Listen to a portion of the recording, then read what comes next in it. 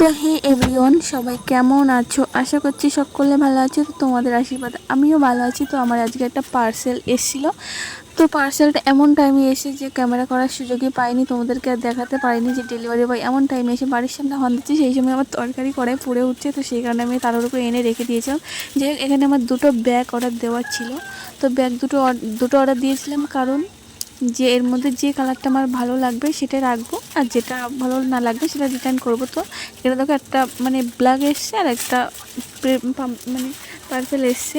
তো ব্ল্যাকটা এখানে আমি গ্রিন ভেবে অর্ডার দিয়েছিলাম, ডিপ গ্রিন। তো গ্রিনটা এখন আসার পরে আমি চেক করলাম ওখানে, যে ওখানে লেখা আছে ব্ল্যাক। তো ওটা আমি আর দেখিনি। তো যাই হোক, আসার পরে ওটাই দেখলাম। তো ওটাও ভালো লাগছে, খারাপ লাগছে বলবো না। আর একটা দেখো, এই একটা কালার, এটাও এটা ডিপ কালার অর্ডার দিয়েছিলাম পার্পল। তো এটা এসে হালকা কালার।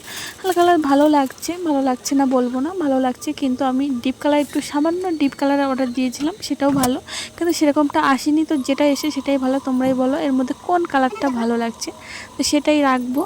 তোমাদের কথা মানে তোমাদের কমেন্ট দেখে।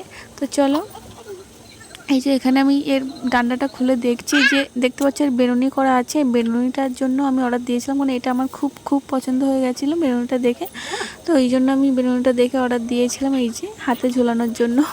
তো তোমরাই বলো। এই দেখো, এর মধ্যে থেকে এত এত কাগজ বেরিয়েছে। দেখো, এই পার্সেলওয়ালারা পারেও বটে এত জিনিস বইতে।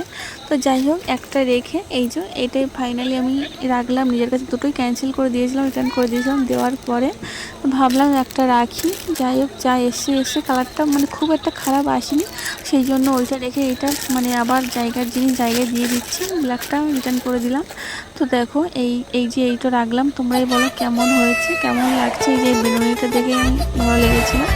তো এই যে আমি আবার একটু ঘাড়ে দিয়ে দেখছি কেমন লাগছে। তো তোমাদের কেমন